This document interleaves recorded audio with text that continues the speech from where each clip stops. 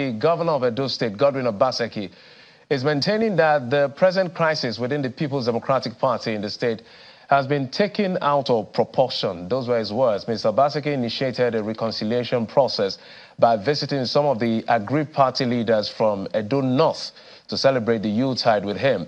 Mr. Obaseki said the rift in the party with the legacy group, as they are called, is not strange in politics. Some of the leaders visited include the former governor of the state, Mr. Mike Ogiadome, and the PDP National Vice Chairman, South, Mr. Danobi. I think it's exaggerated. You press people, you have to sell. So you kind of create a crisis situation, create an alarm so that people think there's a real problem or a real issue and try and live off, and so many other people take advantage and live off it. The issues in PDP, Edo, are being exaggerated.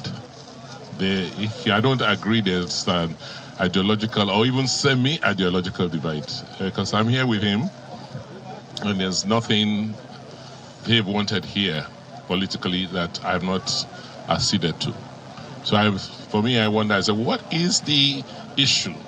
A few people are not happy, and you don't expect everybody to be happy all the time, but it's not fundamental, because I came from another party to join PDP. I was glad I did. They gave us the umbrella. We're always grateful for it.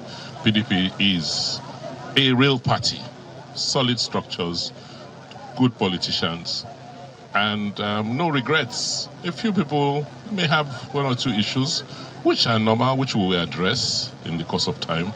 But in the main, I believe that those of us who came and joined the party are happy being there. There are disagreements that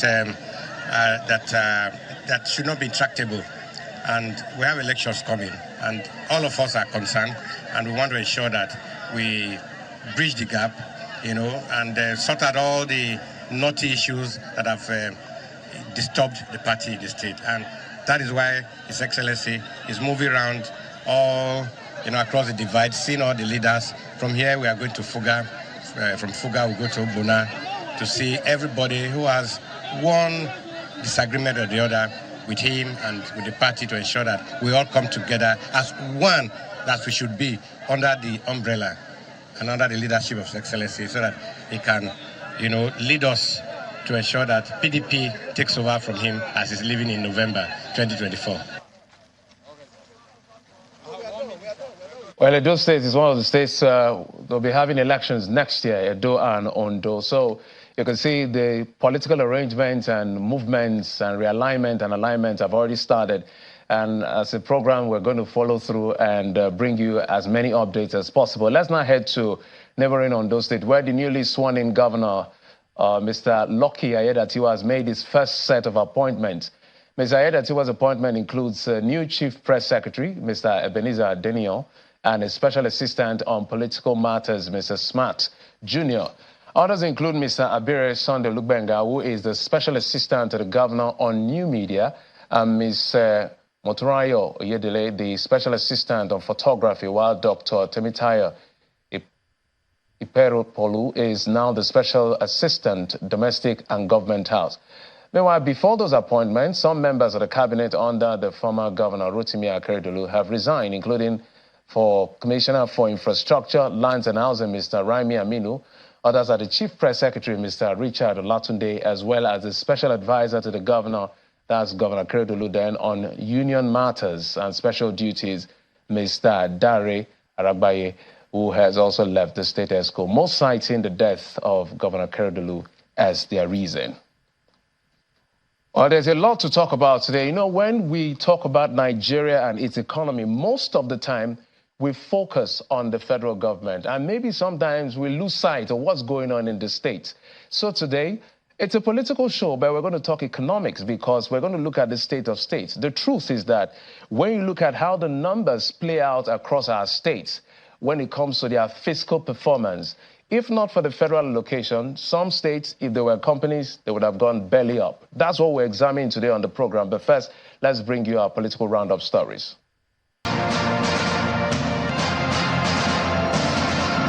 Governor Alex Otti of Abia State has signed the 2024 appropriation bill into law, noting that it will spur both foreign and local investments into the state and also engender radical infrastructural development. Speaking during the budget signing at the Governor's Lodge in Isialangwa, local government area of Abia State, Governor Otti thanked members of the state legislature for their support across party lines. The governor says the state devoting 84% of the 2024 budget to capital expenditure is not an error, as he assures the people of the state that every money the state intends to borrow will go into infrastructure.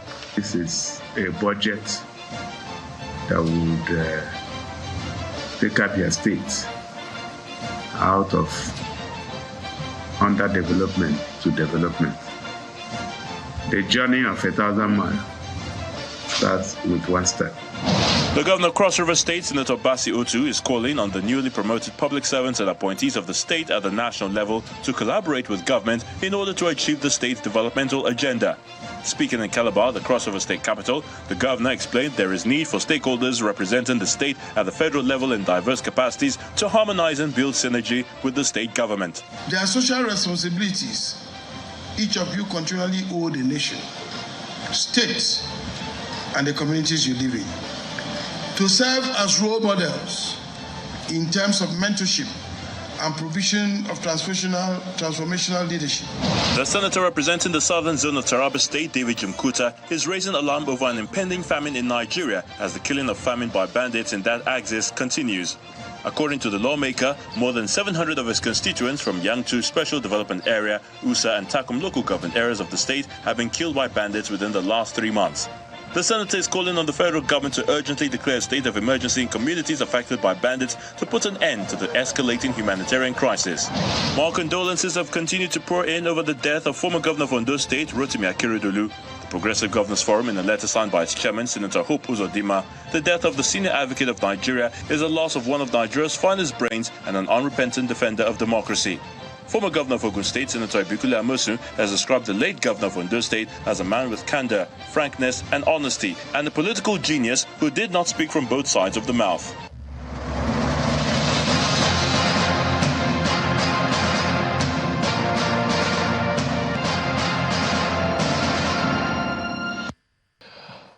Those are your political roundup stories. A lot is going on in the world as far as the world of politics is concerned. Some, I used to say, are louder than the others.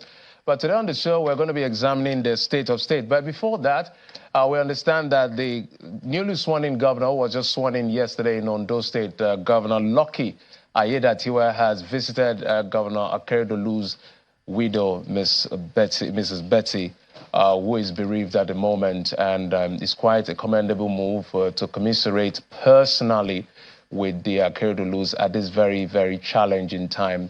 Having known what has happened in the past, it's quite important that this reconciliation and mending offenses and harmonizing everybody to come together for the general progress of the state. This is critical, and it's a commendable move by the governor. So we can tell you that Governor Ayedatiwa has visited the widow of Governor Akeredolu, who died yesterday. Well, as I did mention, today it's all about what the numbers are saying as far as the states are concerned. Next year is 2024, about 4 days from now. A lot of these states are presenting budget. I've seen very big-sized budgets like Lagos, I think about 2.2 trillion. I think that's the highest I've ever seen from a subnational. We've seen from Rivers about 800 billion, and several other states are presenting their budget. But when you look at the performance of these states, some of these states, given what budgets the organization called Budget presented as their State of the State report for 2023, given the 2022 audited report, much is to be desired in terms of the fiscal performance, especially as it has to do with dependence on the federal allocation. That will form the crux of our conversation today. And the experts in the room who are very comfortable with crunching numbers will try as much as possible to make sure that they make it as comprehensible, as understandable as possible for everybody. So I have with me in the studio Mr. Paul Alaje, who is an economist. Mr. Paul, thank you so much for coming to the program. Thank you so very much for having me. And joining us in our Abuja studio is a public affairs analyst, Mr. Jide Ojo. Mr. Jide, thank you so much for coming as always. It's a pleasure, Jeffrey. Happy New Year in advance. And you look quite great. I must say that.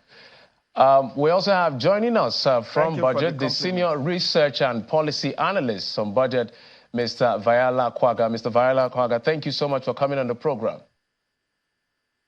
Thank you so much for having me, Jeffrey. Delighted to be here. Absolutely, absolutely. So let's get cracking with the numbers as much as possible, because we need the citizens to see what all of these states are doing in terms of their fiscal performance. Because one of the things I like about numbers and economics is the fact that, look, the data don't lie. The facts are available for you to see and debate around those facts to see whether the states are viable or they are not viable. And earlier this year, Budget did something they call the State of the States Report, which is basically a report that examines the fiscal performance of 36 states of the Federation, how well or how badly they've done in the previous year. So they were comparing 2021 to 2022. We're in 2023 now. By 2024, we're going to find out how they did. So what we can rely on now is a report for 2022 as compared to 2021. And some of you may have seen this data. Some may have not seen this data before. So if you've not seen it, okay, it's an opportunity for you to see. So I hope my producer can, as much as possible, yes, show me that numbers. I would like to have that FAC dependency, gross FAC and total revenue FAC dependency number at the end of this. So as soon as we get to that, I will, okay, exactly. That is what I'm looking for. So if you look at your screen, what those things are telling you, that header is called gross FAC, total revenue, FAC dependency.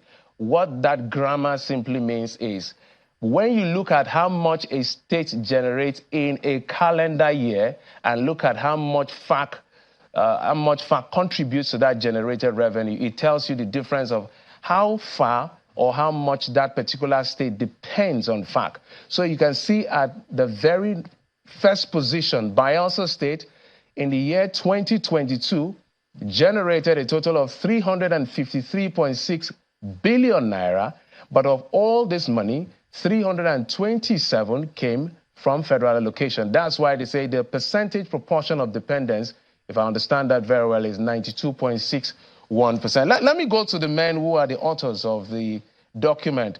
Mr.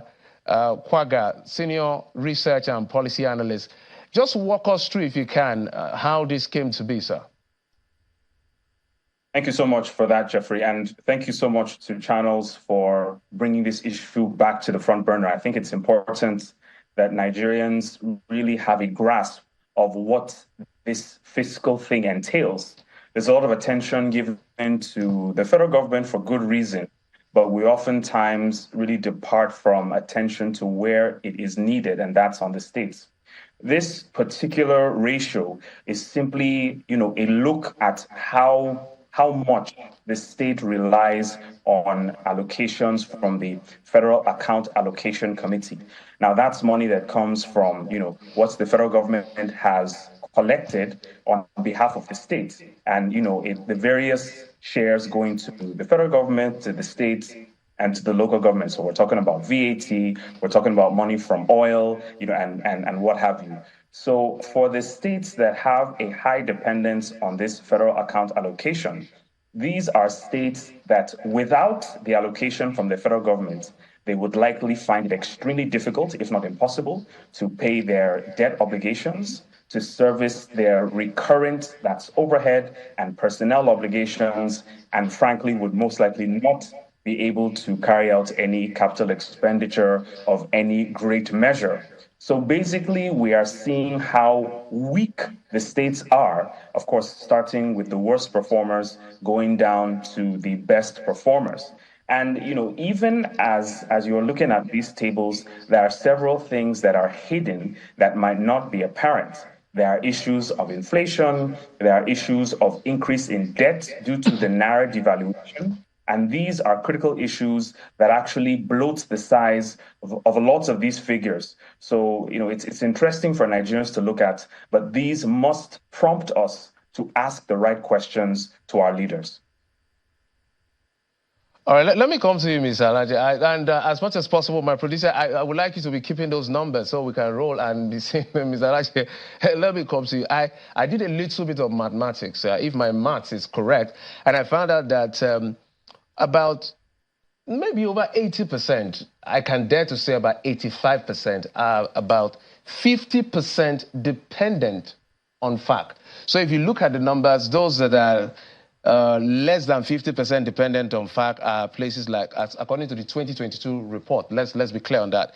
Oyo State is 45, Kaduna is 43, Ogun State is 32, Lagos is 25. But the rest are either 52, 50-something, and then the worst was Bayelsa with 92% dependence. So my natural question is, how would you describe a country with this kind of subnational economy? Well, what is obvious? Let me say Merry Christmas and Happy New Year in advance to viewers across the globe. What is obvious is that most of the states, they believe that revenue is already available at the federal level.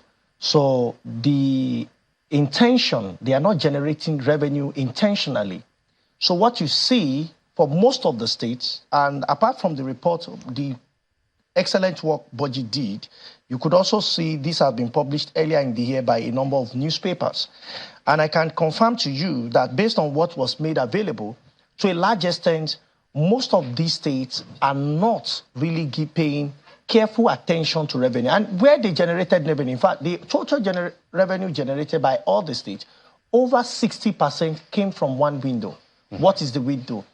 Taxes, personal income tax. That is where they generated the revenue, which means their own staff and perhaps organizations that are registered and structured, the taxes they pay, as well as the tax they generated, government, federal government, staff that are within the states, the revenue they remitted, and people they assessed based on self-assessment and all of those are the revenues that are predominantly generated in most of the states. Outside those, most of other revenue windows have been neglected. And when you look at the numbers as to what the states are generating, honestly, we had the states that did just 9 billion last year. How many? 9 billion. That was the revenue. For the whole year? For the whole year. Talking about Yobe State, 9 billion. And this is not my report. This is what is available in the public domain. Another state generating 10 billion. So what it means is that a whole month, the state on the average is not doing up to 1 billion naira. But these states check their civil servant size. What it means is that if there is no FAC, some of these states will naturally go under. Because there will truly be nothing. So you now ask, even the money they get, how are they spending them? On what are they spending the money? So when you talk about development and growing a country, having improved GDP, it's not just federal government. The significant proportion of this work also lies with the subnational and the local government. Because in Nigeria, it's as though we've sandwiched the local government and we don't even believe they exist. But it is the revenue that is generated that will be spent, that will be invested. So if a state is generating just 9 billion, 10 billion, 14 billion, in a state that the civil service size is more than 3 times the amount in terms of the expenditure they need to pay their workers. And government is saying we are now increasing, what's it called? We are increasing minimum wage from 18,000 to 30,000. How possible? If they are to rely on their internally generated revenue. That is why it's important for state to be liberated. It's important for states to do the hard work by knowing that becoming leaders in a state or at a local government is becoming chief economist of that state. And your job as the CEO or chief economist, as we may want to call it, is to find revenue for your budget. And you don't want to also run into debt because there are states that are completely debt-stressed. And I'm happy that Budget did part of this in their report. There are states that are actually debt-stressed in Nigeria. The good news for states is that federal government had removed subsidy. So more revenue is going to states. But the bad news is that we have also unified, technically devalued. What it means is that those states that are owing hard currency, their debt has multiplied. And just wait for the Bureau of, for the Debt Management Office to report what happened in Q3 When you see the Q3 report of Debt Management Office, and you will now understand how indebted some of these states is without borrowing fresh money. Therefore, it's important for us to run state properly. And the beginning of all of this in the business of government will be how do we generate revenue without repressing our people, without pressing our people down, without necessarily raising taxes, which are not available. You've seen some states already mentioning we are bringing this, as many people are around the state. So apart from 6 states that are viable, the truth is that most of the remaining states, that is the remaining 31 states, because FCT makes the 61, the remaining 31 states are truly struggling. Let me come to you, Mr. Jide, on this particular one. It appears, as he said, I did mention that if states were to be seen as business enterprises, and looking at these numbers, it means that maybe we may not have up to 5 or 7 or maximum of 10 states in Nigeria, because a couple of them will go belly up. But before we go deeper, would you blame these subnationals for the outcome of how things play out in their fiscal performance? Mr. Jide? Yes and no. Jeffrey, I will blame them, and I will also blame the federal system that we are running. The other day, the Bayelsa State Governor, Senator Doyediri, was complaining that so much is gotten from the states by the federal government, but so little is given back. And for a state like that, you expect nothing but what you are seeing on the report. The issue is that we are running a warped federalism, Jeffrey. Warped federalism, where there is no fiscal federalism. The center collects all the taxes in most cases. Even though states have Board of Internal Revenue, you recall that under the immediate past governor of Rivers State, in some week, I had to drag federal government to court over value-added tax, which is collected by federal government on behalf of the states, but are not shared in a prorated manner to the states. So you get so much from Lagos, from Rivers, from Kano, but when you look at the sharing formula of those VAT, it's lopsided in favor of those who are not producing anything, particularly those who are even against taxation or consumption of alcohol, of tobacco, of exotic wine and all of that. So you need to address that issue, and you need to restructure this country politically and economically. If we fail to do that, we are just postponing the doomsday. Nigeria as an entity is not viable the way it's run. I mean, that's an open secret. It's not viable. The entire country, without even thinking in terms of national and subnational, federal and state and local government, because of our very dysfunctional system of governance. I write for the Punch newspaper a weekly column, and I asked recently, what is the agenda of Mr. President Tinubu on restructuring? We need to restructure this country. My brother there, Paul, was referring to the size of many civil service, the size of civil servants in many states. Many of these civil servants are practically doing nothing. Recall that in Kaduna, under the immediate past governor of Kaduna, he has to sack about, I'm not too sure whether 42,000 or thereabout, teachers and non-teachers, because he wanted to trim the size of the civil servants to be able to free some resources for the capital. Many states that are not doing well are pampering the civil service, many of whom are doing practically nothing because there are just no office structure for them. They don't have the resources to perform. And so you have 3 vehicles, 3 operational vehicles, you have 20 drivers. So some drivers don't even get to drive in more than once in a whole month, and they get salaries for this. So we run a dysfunctional system, and when you look at the issue of resource control, that is an issue we still run away from, but you cannot continue to play the ostrich over this issue of resource control.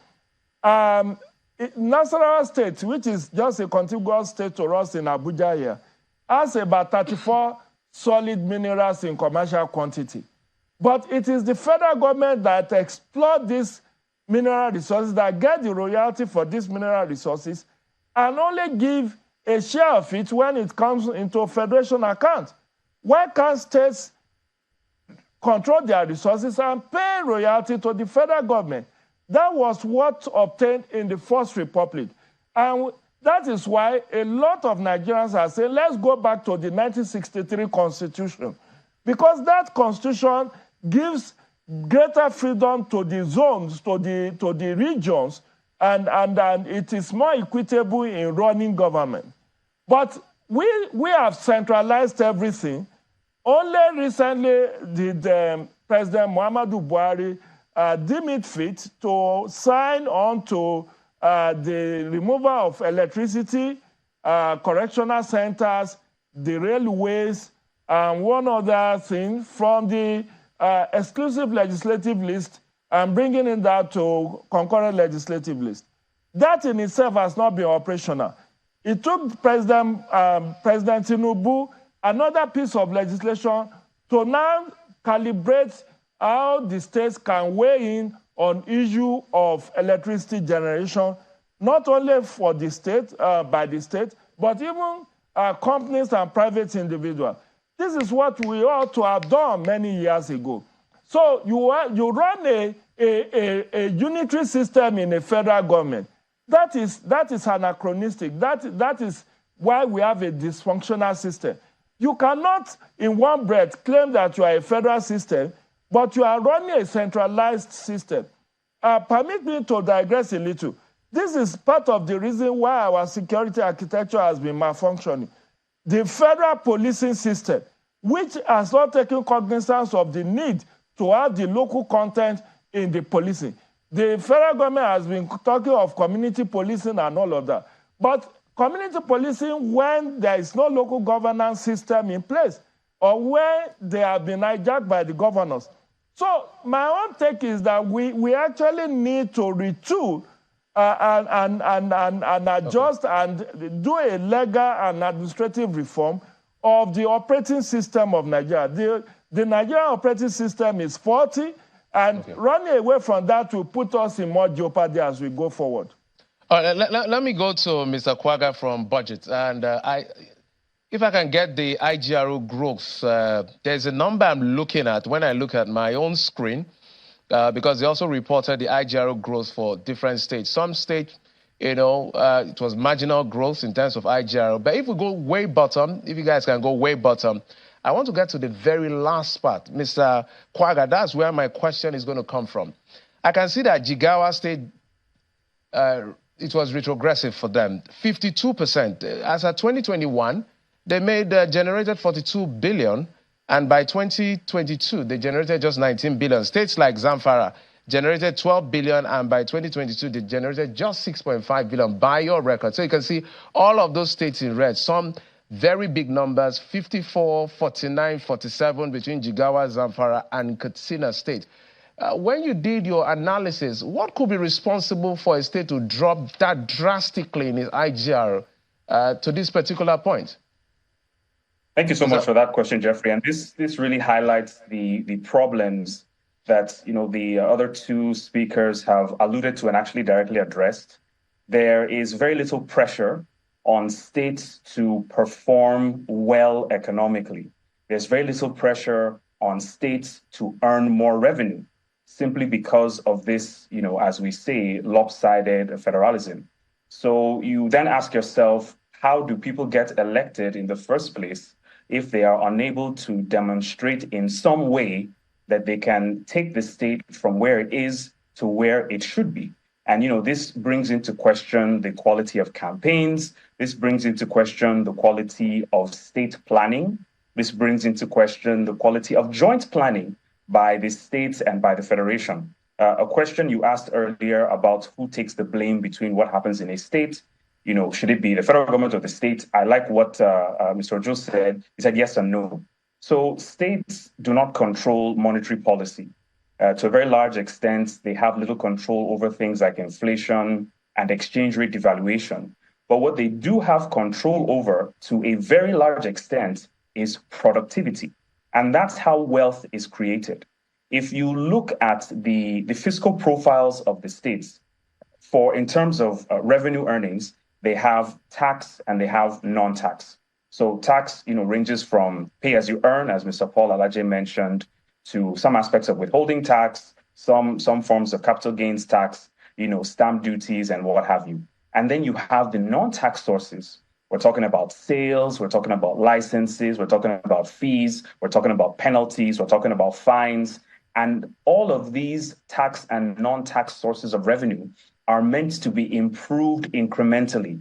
There should be a demonstrable action on the part of states to ask themselves, how can we earn more money in the state? What resources do we have that we have control over?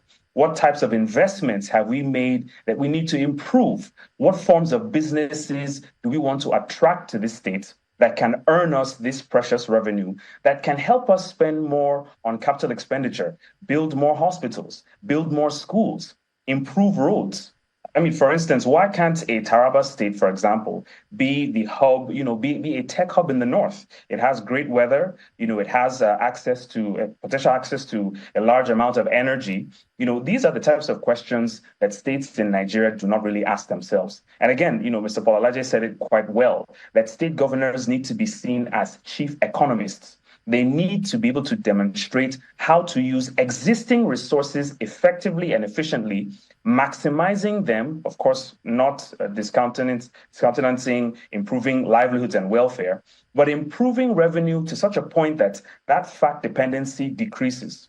So looking at the states that earned less IGR, it stands to reason why a state with its type of capacity should not even be declaring more IGR, because the resources are there, the capacity can be higher. You appoint commissioners, you appoint special advisors, you appoint senior special assistants. You should be able to appoint experts that can advise you. As a governor, you are the person at whose table the buck stops. But you should surround yourself with competent professionals that can advise you based on the resources you have. So this is simply a case of there being no consequences for a state's inability to improve its revenue. We should be talking about, geometric progression in revenue, not arithmetic progression or an increase by 1 or 2 billion.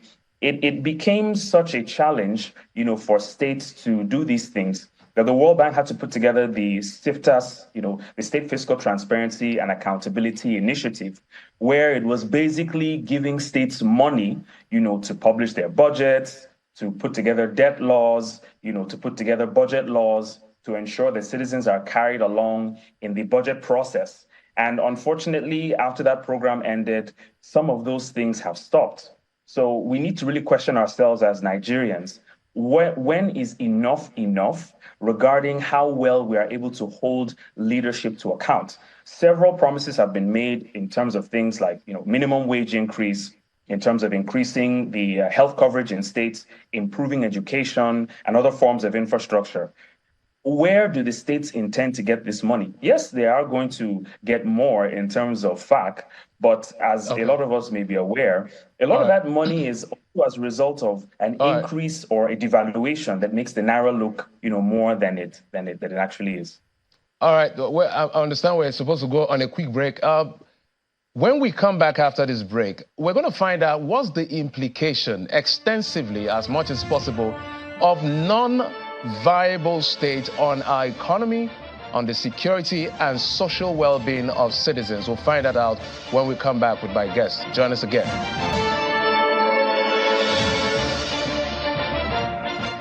Welcome back. We're talking about state of states today. We're shifting attention away from the presidency and the federal government, where we always look at whenever we talk about the economy and politics. Today we're looking at the fiscal performance of states, and there was a report by Budgets called the State of States Report, literally outlining the performance of each state of the 36 states. And it was clear from that report that, I will keep saying, if states were enterprises, or enterprises as it's called, some of them, or most of them, would have gone belly up because of their dependence on FARC.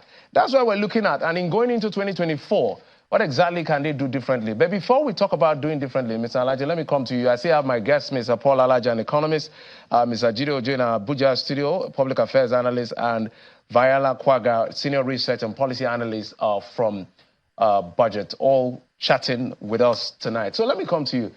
There is always an implication for economic failure. So there has to be an implication for non-viability of states. What are those implications? The implications are obvious. If you look at this budget data, check the states that reduce in terms of capital expenditure. I give you their name. You have Zamfara, reduced capital expenditure by 51% year on year from the year that budget published. You have Niger State, 44.19%. Then you have Plateau State, 34.22%. I'll stop there. When you check these states, with their reduction in capital expenditure, check the growth in poverty in these states. Poverty ticked as capital expenditure reduced in this state. 2, insecurity in these states increased as capital expenditure reduced. So government is saying we don't have more money. But what we have money to do is for recurrent. Therefore, something we suffer, which is capital expenditure. Roads are not going on. Schools, in terms of building new schools or repairing the dilapidated school. And when you don't build schools, you are destroying the future. You don't need to come and start costing people's future. When education, especially and most importantly, primary education and secondary education, when the two of them are dysfunctional for anybody, they may by chance make it in life. But primary and secondary are the most important levels of education. Tertiary, yes, is also good, but the most important two are primary and secondary, according to economics. They believe in economics. So when you don't have that, you are going to see growth in poverty. You can also check what budget reported in terms of non-performance or poor performance of 30 to 31 states in Nigeria, including the FCT. FCT did not perform woefully, but 30 states or 31 states, other states, when you look at their reports and you check the people that are living under multidimensional poverty, and you break it down state by state, or you pick a report or report that was published by the Bureau of Statistics, National Bureau of Statistics in Nigeria, and you check state by state, states that are generating low revenue, states that are putting less in terms of capital expenditure, that if you take the two together, chances are high that you will take an important spot in poverty. So poverty is very key. Now, when you say high poverty, you are also going to see high level of insecurity. And when you see that, then you are going to see high cost of living, because of course inflation is happening to all of us. Inflation started in Nigeria this year at about 21%. It's ending the year near 30% already. So the implications are enormous. The only concern I have is that Nigerians have a way of giving thumbs up for poor performance of their leaders. The teachers in schools, as we're taught, they were not that charitable. I schooled in OAU, my first degree. And in Ife, if you perform woefully, no lecturer will dash you mark. But I'm surprised that in the case of politics in Nigeria, the way we commend or we appreciate poor performance of leaders as published, this is one of several organizations. And if you don't want to believe what budget is saying, you can compare this with what National Bureau of Statistics is saying. That's an organization that continued to turn out report over and over. Even when you talk of inflation, they publish for states, they publish for the federal, the entire federation. And we continue to see this report. So for me, it is so important. When they don't also perform, you are going to see bad roads. There are some places you go to, you wonder if you are still part of Nigeria. If you live 100, 200, 500 kilometers away from Lagos and Abuja, and you wonder what is happening in those states, are they not making revenues at all? But it doesn't mean that you will not see some young men that will bring stick with nails to want to destroy your tire because of revenues. Now, what is happening to this revenue? You ask why states lost so much revenue. Leakages. Yeah, we're going to come because there are individuals that are not state actors, and if you like state actors, that we continue to. I won't mention them. In the FCT, for instance, there's one of the agencies of government that is managing a sector advertising, for instance, the agency continue to do what can unify everybody to collect for single post collection. But you see some local governments that are even going to people's shops. What are they doing? Just to bring more challenges to them. And the agency is saying it's better we unify. So you have an agency that wants to collect revenue on one hand, and this revenue will still be shared by the two tiers of governments, the FCT and the area councils. But an area council or some area councils say, no, we also want to collect. So it brings confusion. And you know why we are not seeing foreign direct investment? If you take this argument to how many investors are coming to Nigeria, and when they come to Nigeria, where are they going? They are going to less than 5 states, about 4 states, 3 states and the FCT. Why? These are not my figures. National Bureau of Statistics says so. Because when you get to a state, and as a foreigner, you are in a country to do business, and you have seen 4 different government agencies wanting to collect the same revenue. It does not happen like that in serious parts of the world. People understood what they want to spend. So they are able to make their budget. They are able to make their plan. They are not seeing somebody just coming to seal forcefully their shops, their factories, all of a sudden. And they have to deal with electricity by providing their own diesel, by providing their own generators. So as a country, we must unify our revenue collection system. It's important. Okay. We cannot run as unitary system in a federalism. So if we say we want states to manage this, it will be clear. And we know that local government will not come for the same. If it is local government that is collecting, we know it is local government. But when we don't do this and have clear separation of power or distribution of power between the federal, state, and local government, there will be more challenges in the future. Multiple taxation is definitely a big issue. Mr. Ojo, let me come to you. He's mentioned the issue of corruption in passing, and I want to dwell on it before I ask more questions, because when I read some acts and the laws, and I do my research, I realize that, for instance, the NDDC Act, because I want to use that to ask my question. The NDDC Act, Section 21, says that there has to be established a monitoring commission. And this is their job, according to the NDDC Act. Monitor the management of funds of the commission and the implementation of the projects of the commission. 1, that's on A. 2A. 2B, have access to the books of accounts and other records of the commission at all times and submit periodical reports to the President, Commander-in-Chief of the Armed Forces. Now, looking at the NDDC, I'm just using it as an example, and what we all know that has happened. We've seen MDs fainting, we've seen ministers being told to off their mic, we've seen all sorts. And you wonder that this particular provision is in the Act. It means that perhaps legislation is not just enough to fight corruption. So let's dovetail that into the administration of states. Do you think that whatever laws there are is not helping in terms of helping to check corruption? Because somehow, if you look at it, there may be corruption in drawing down the IGR generated from this state. Exactly, Jeffrey. There is no gainsaying that. But before I lose my train of thought, I need to commend Governor Alex Otti on the signing of Abia State's budget today and dedicating 84% of that budget to capital expenditure.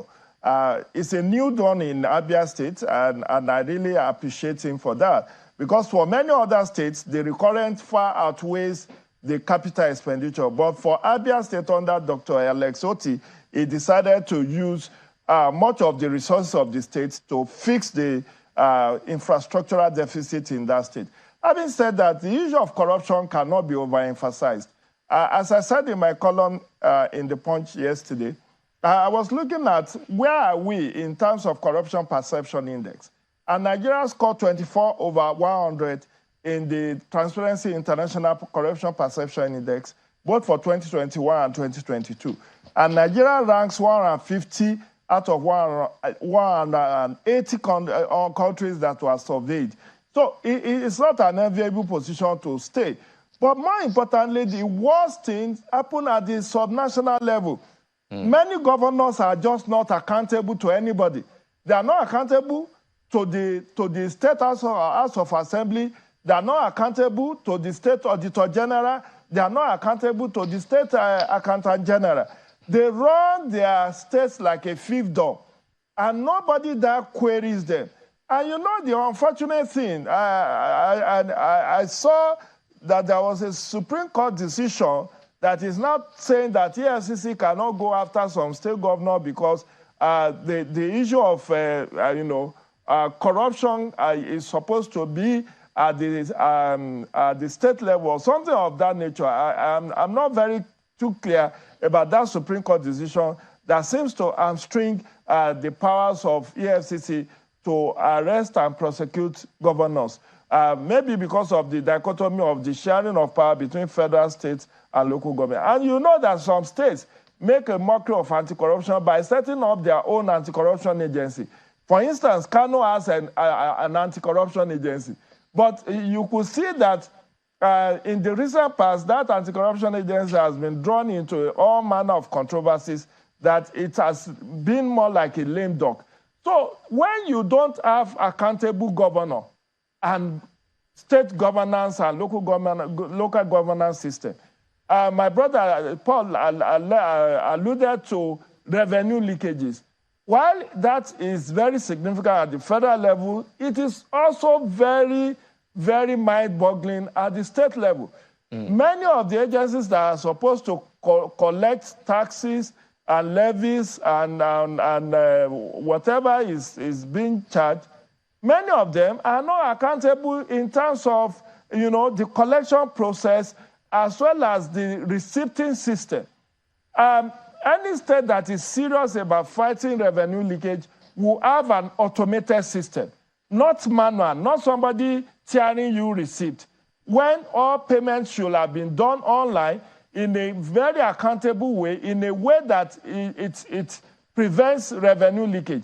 But what we see, both at the local government and the state level, is that, people just manually go to individuals and ask them for money and issue them receipt, and you are not sure whether that receipt is actually that of the state government or the local government or the one that they have printed on their own.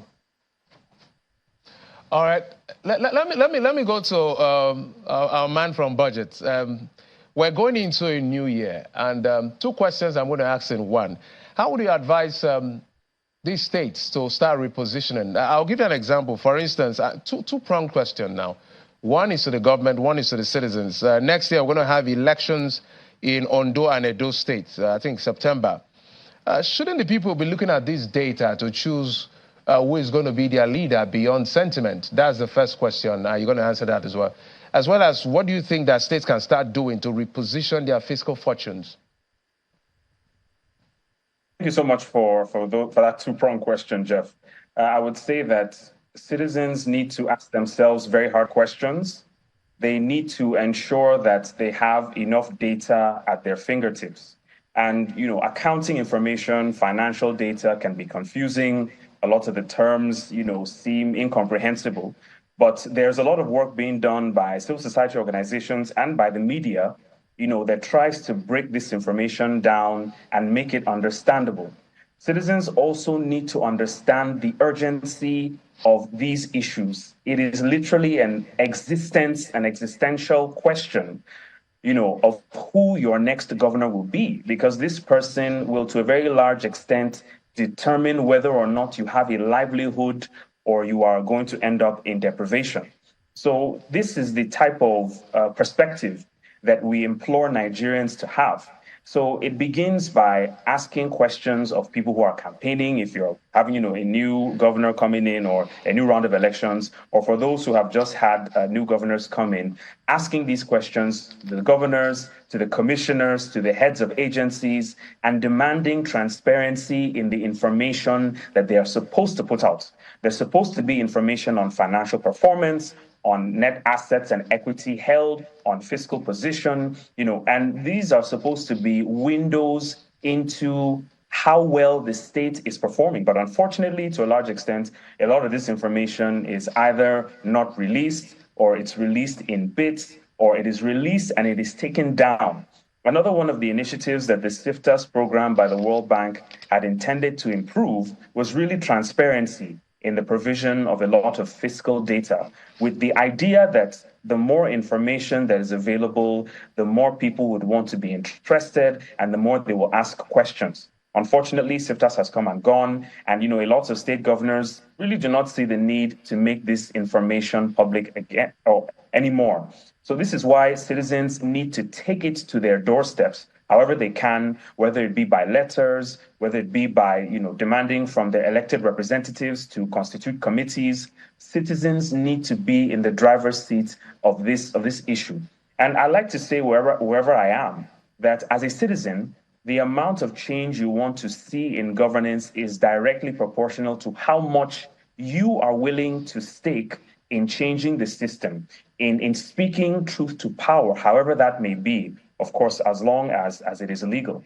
So going to your second question, what can states do to better reposition themselves? I mean, minus the issues of exchange rate evaluation and inflation, monetary policy in general, there really does need to be a serious improvement in terms of the revenue and in terms of the tax and the non-tax revenue sources.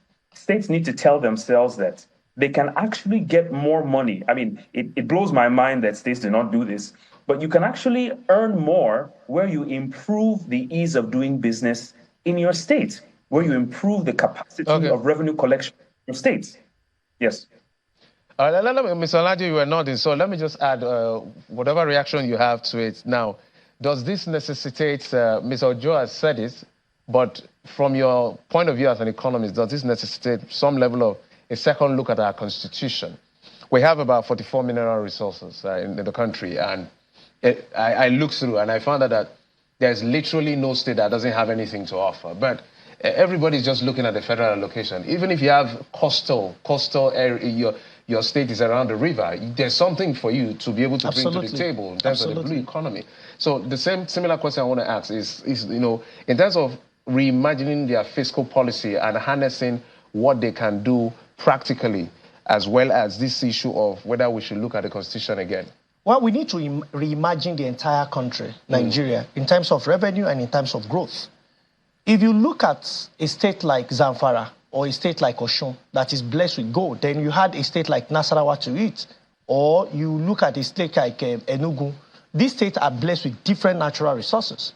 But because of the power of the federal government, it is a bit relatively difficult for them to maximize this revenue. And it does not mean that there are no miners. There are people mining on the soil of these states as I speak with you. But they come with their jets, if you like, and they take some of these resources away.